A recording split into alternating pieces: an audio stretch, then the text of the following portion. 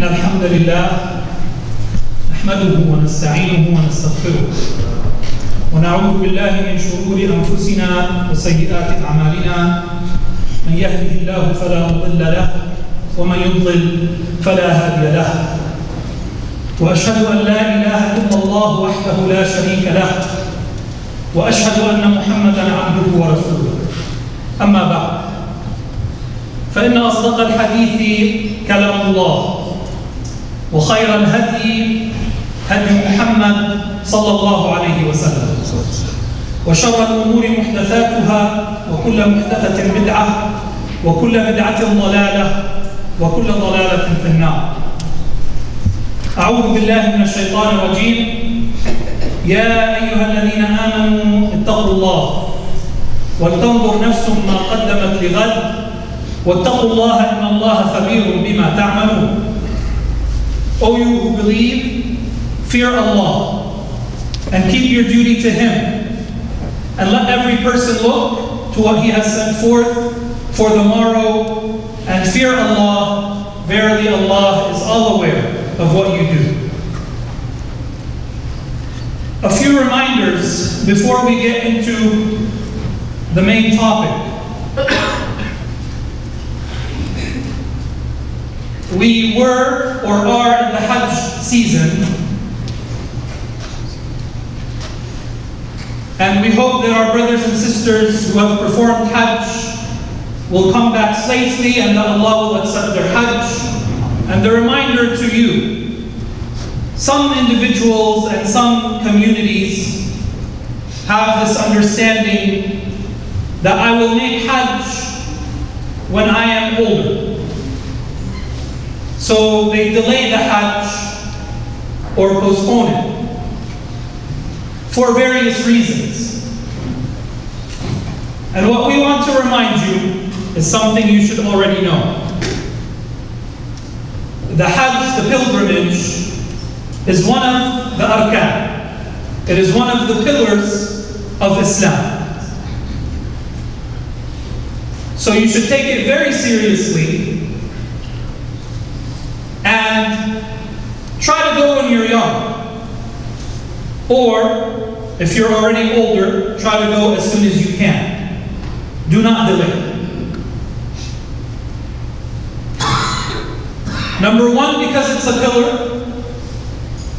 Number two, you see sometimes how we have brothers and sisters who perform Hajj, and for various reasons, they cannot perform on their own.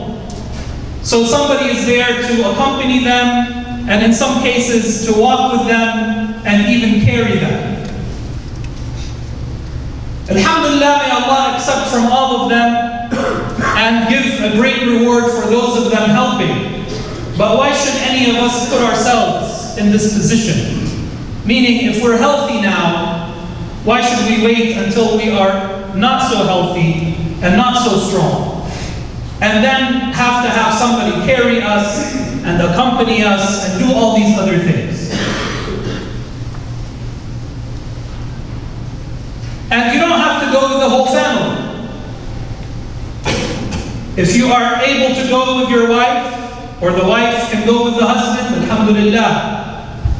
If it's a young man, a young son who's ready to go, the father is not ready, but he can go with his mother, go with his sister. So keep it flexible, but make sure you perform the Hajj as early as you can. And don't do what some of our predecessors did, or our family members who didn't know enough, and they would just delay and delay until they were very, very old. That is number one. Number two, in this Eid season, that should be so happy for all of us, we sometimes see some bad things rise to the top. It is during these occasions that we find out sometimes in our families, when you go visit someone, you visit an aunt, you visit a cousin, and then you say, well, where's so-and-so?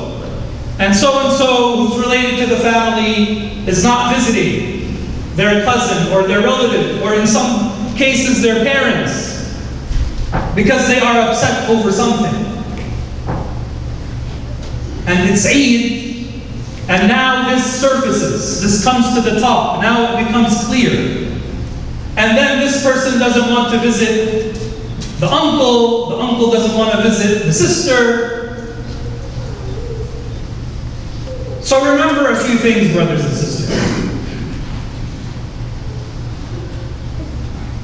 And especially for the men, but it's for everyone. Keeping the family bonds, keeping these family ties are very, very important. And when you do it for the sake of Allah, when you do it with this pure intention, you will get a reward, inshaAllah. Whether it's Eid or not, whether it's Ramadan or not, nothing should break these ties. These family ties should be the strongest. Of course, we have disagreements within the family and with relatives, of course. But it should never reach a point where you will not speak to someone and you will not visit them in their house, or you will not invite them, whether it's Eid or not. It should never get to this situation. So a brother might say, you know, my cousin, my sister, they did me wrong. They did something that's wrong, and I'm upset. Or maybe you did something. Whatever it is, you say, I don't want to talk. And we say this is the exact time when there are bad feelings, regardless of whose fault. It could be yours, it could be theirs. This is the exact time where you should keep Silatul Rahim. This is the moment where you should keep that bond. This is where you should rise up and say, although we have a disagreement, I will still call and give my salam and give my Eid greetings, and I will still fulfill my duties. Because most of us will say, Alhamdulillah, I call my aunts, I call my sisters, I call my mother, I call my father and uncles. Well, we're calling them because everything's okay, usually. But when things are bad, this is when you actually have to make an extra effort to keep these ties and keep these family bonds.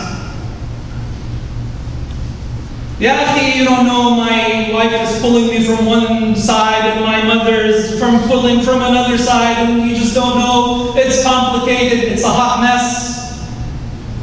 We say once again, for the men and the women, but especially the brothers, if you do this for the sake of Allah, keeping these ties, keeping this salah, if you do it with the right intention, and if you think wisely, you will always be able to solve any kind of problem. And you will, even in those sensitive situations, be able to provide the rights for your wife without taking away any rights from your mother or sister or cousin, without upsetting any of them. And even if once in a while we have to take a firm stand and say, I am going to do the right thing for the sake of Allah, even though one person or two people might be emotionally harmed because they're a little too sensitive, take that position if it's with justice, if it's with adl. Try not to harm them emotionally or otherwise, but take that stance and be just, and they'll come around and they will respect you for it. And don't forget that you have children watching you. And when your children grow up knowing that dad or mom is very just, and they always try to keep the ties, and even if somebody disrespected them, they would do their best to compromise. They would let go of their rights for the sake of Allah. And when your children are raised this way, then they will benefit. and their children will benefit, and the community will benefit. And even if you compromise, even in those moments where you feel it's their fault, they should apologize to me.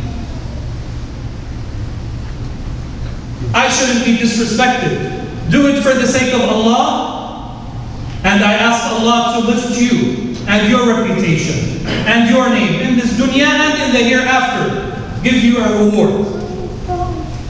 And we know there are exceptional situations where it's too difficult to make the peace. It's too difficult. But we're talking 99% of the time, you should find a way. And that 1% of the time, still find a way, or have somebody from within the family or outside help you. And make sure that this Eid, and you still have time, to go ahead and make that phone call to your brother, to your sister, to your aunt or uncle, to your daughter or son, who you may not have spoken to, whether they're here or in Texas or in Karachi or in Cairo. Make that call. Try to reach out. And not one of those calls where you let it ring twice and you hang up. Oh, they didn't pick up. I did my part. No, not that. We don't play games. You call, and you might have to call again, and then you might leave a message, and maybe they don't respond to you. But you tried. You tried for the sake of Allah. So we ask Allah to bring us happiness and peace and tranquility this Eid and every Eid in our families and in our communities. And this isn't just for the families, of course. This is for the brothers and sisters who are outside the family. It is enough that Allah Azza wa Jal said, and part of a verse in the Quran, إِنَّمَا الْمُؤْمِنُونَ إِخْوَةٌ. The believers are nothing other than brothers. And in the Arabic language, Allah Azza wa Jal did not say al-mu'minuna ikhwa. The believers are brothers, not in this verse. He said innama al-mu'minuna ikhwa. So this style in Arabic, al-hasr wal-qasr, is a type of emphasis. The believers are nothing other than brothers. It's an emphasis that we are one. And the brotherhood includes the sisterhood. So we try to keep the bonds with our brothers and sisters throughout the year. And we don't let anything come between us. And if it does, then we work it out. Because once again, it starts with you and your brother or sister. And then that will affect your community. And then that expands to the ummah. 1.5 billion Muslims. Regardless of where they are and who they are, we are one. If they're happy in Indonesia, if they're happy in Nigeria, if they're happy in Pakistan, then we're happy. Doesn't matter where I'm from. Those are my brothers and sisters. And if they're feeling pain in Syria or Yemen or anywhere else, then I feel that pain. And this is how I raise my children. If you're black or white or brown in the US, if you're American or European, Latino, Hispanic, you grab your children every few years and you remind them. You say, you see what's happening in Palestine, in Palestine? Their pain is our pain. You see what's happening in Afghanistan? Their pain is our pain. You see our brothers and sisters and their children right here in our communities right here around us who might be struggling. They might be 5 miles away, 10 miles away in another town. If they're struggling, we're feeling it because we are one. And let us take a page and a lesson out of history on a much grander scale. When some of the early Muslims had a major disagreement,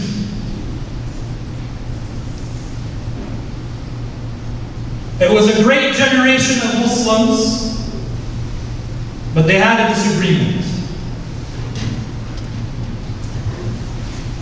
And one group went to support Ali radiallahu anh, the 4th Khalifa and cousin of Muhammad sallallahu alayhi wa sallam.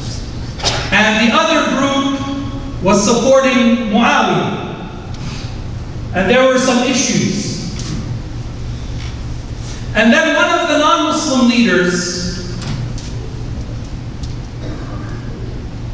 perhaps with links to Rome and the West, found out about this and decided that he will take advantage of this problem and maybe send his army into Muslim lands. And then Muawiyah found out about this. And he sent a response to that non-Muslim leader. You know what he said? In general, he said, yes, we are having problems. Meaning Muawiyah and Ali. And yes, we have 2 camps that are disagreeing. But if you think for one moment that you will come and take advantage of this and attack us or harm any of the Muslims, then we're putting our differences aside and we're coming after you.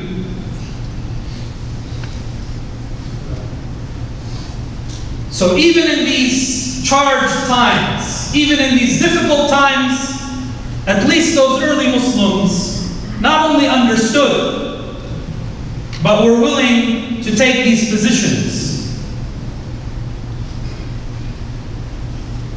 إِنَّمَا الْمُؤْمِنُونَ إِخْوَةٌ.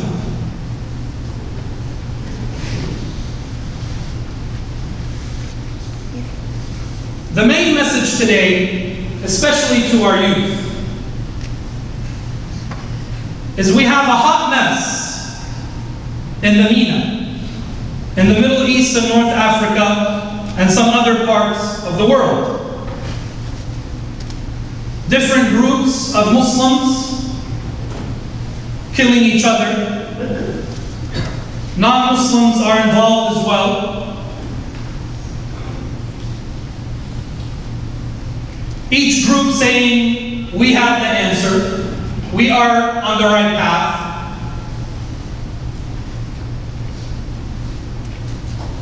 And if some of the adults are confused, then perhaps our youth are just as confused. Who do we follow? Who do we listen to?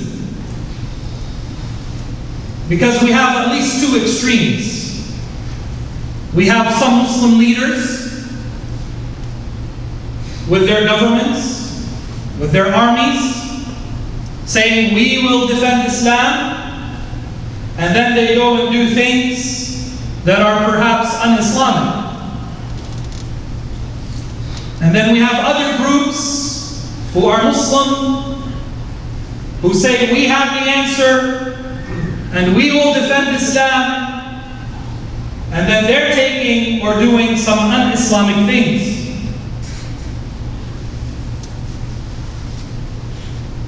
And now we have youth all over the world who are willing to pick up and leave whatever country they're in because they heard that some sheikh or some scholar said this or that, and they decide, well, I'm going to leave from the east, I'm going to leave from the west, I'm going to leave from the north and south and go to Iraq or Syria or. And then some of them go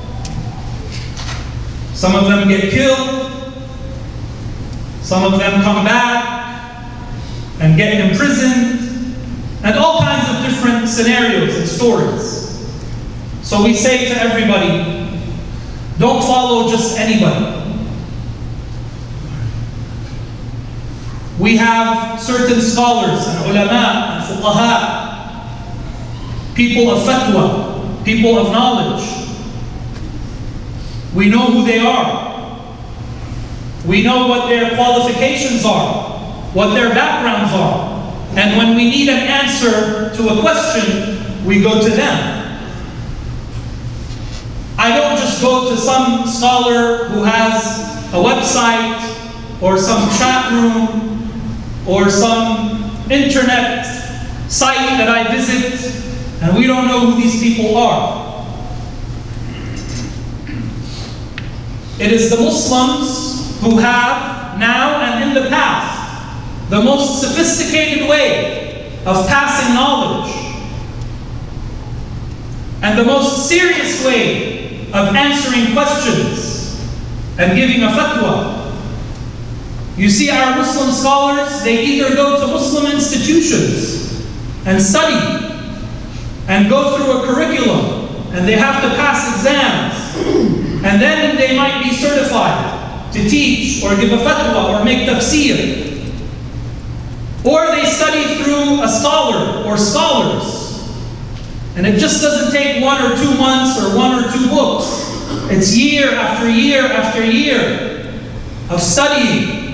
And then maybe when you're shaykh or shaykha, when the scholar tests you, maybe they will give you an ijazah, a certificate, to do one thing, to make tafsir, or to deal with hadith, or. But it's a long process. And so we are, as Muslims, serious about this issue. And so the men and women who have gone through this system, we know who they are. And this is who we turn to ask questions. And don't say, well, there's a big scholar we know in Bangladesh, and he gave a fatwa, or he gave a fatwa to my cousin who's 20, and I'm 20, and that's why my cousin did this, and so I'm going to do it. But you're 20 years old living in Delaware, not in Bangladesh. So your situation might be different. Each situation could be different from place to place and time to time. So be careful who you ask, and be careful where you get your knowledge. Even in the West, when they started looking in the past, in other communities and civilizations, to find out, did anybody have universities and colleges like we have today that are very sophisticated, that are accredited, and that can give certificates and degrees and diplomas? I mean, people throughout history, they learned, but did they have anything like we have today in our universities?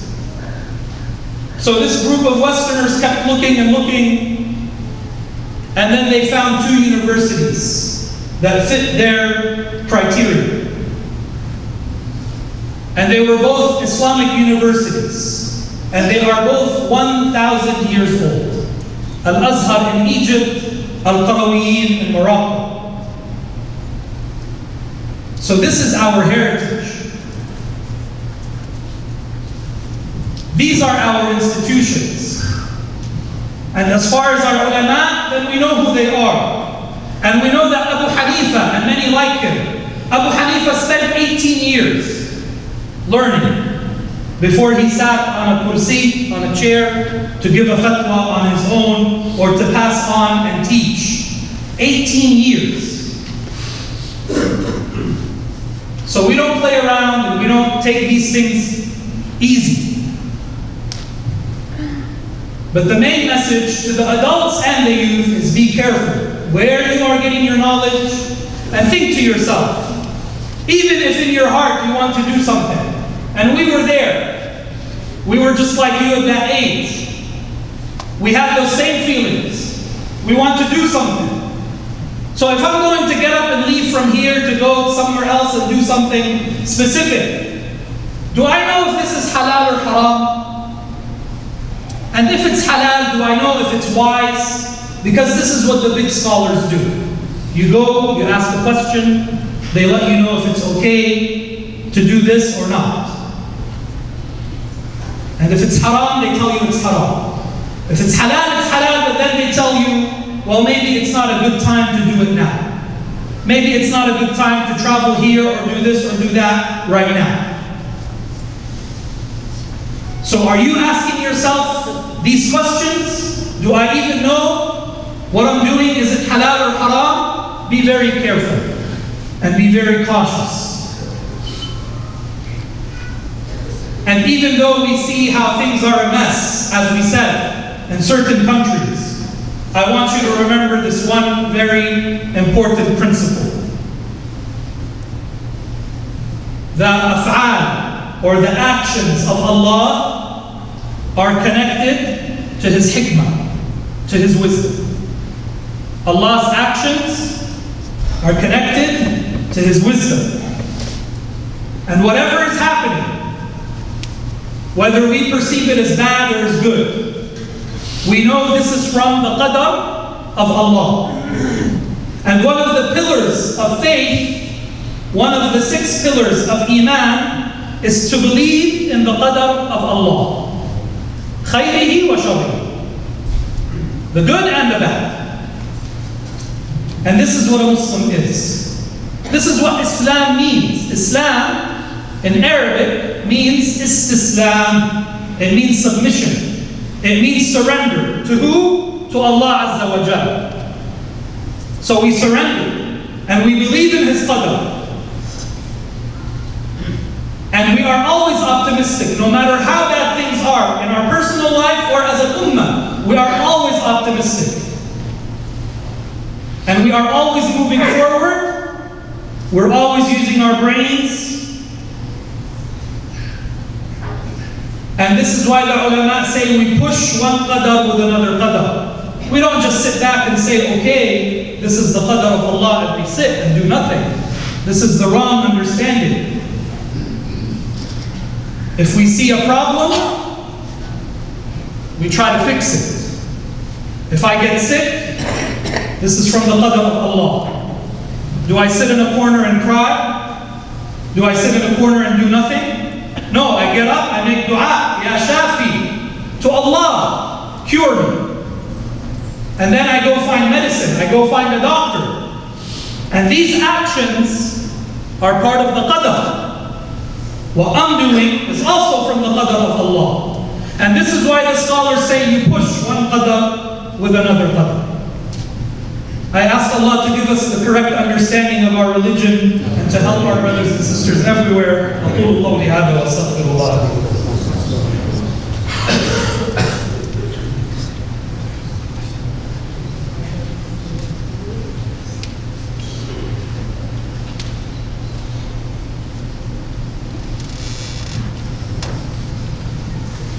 إن الحمد لله نحمده ونستعينه ونستغفره ونعوذ بالله من شرور أنفسنا وسيئات أعمالنا من يهده الله فلا مضل له ومن يضلل فلا هادي له وأشهد أن لا إله إلا الله وحده لا شريك له وأشهد أن محمدا عبده ورسوله أما بعد. Inshallah, on your way out today, try to pause for a moment in the hallway. We have so many Muslim organizations doing great work all over the world, helping our brothers and sisters in many places. Today we have one particular group. They are focusing on Palestine. They also have a project in Lebanon. But it doesn't matter where it is. It doesn't matter who's getting the help. As we said, these are all our children.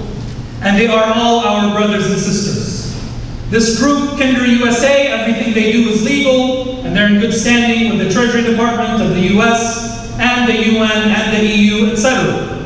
And it's a non-profit, and the ulama say that you can give your donations, and then at the end of the year, if you want to claim them for tax purposes, ulama say Muslims in America can do this. and they give their reasons. Whether you give zakat al-mal or any other kind of sadaqah or zakat. So everything is made easy. But don't forget our brothers and sisters in Palestine. Perhaps this is the spot where it all began, and perhaps this is the spot where it will all end. And your brothers and sisters, in particular in Gaza, in the Gaza Strip, they're being choked. You see all the refugees that we see, and they say there's a refugee crisis, and they're moving from one land to another, from east to west, etc. You have people in Gaza, even if they wanted to leave, they can't leave. They're in one big prison. And some of them are living on $1 a day. The good news is most of them don't want to leave. Because they know, and your brothers and sisters in the West Bank, in Palestine know, somebody has to be there. But they're struggling in many, many ways. So make sure you help with the school projects that we are providing for young students and young children. Make sure you give to those who are being fed with food baskets. Poor families receiving $100 food baskets that can feed them for 1 month. Imagine that. 1 whole month. And so many other things. And above all, keep them in your dua. And remember in the hadith of the Prophet ﷺ that the believers are like one body. If part of the body is feeling pain, the rest of the body reacts. And we hope you will react. اللهم اهدنا فيمن هديت وعافنا فيمن عافيت وتولنا فيمن توليت اللهم ادخلنا الفردوس. Ya Allah, bring safety to our brothers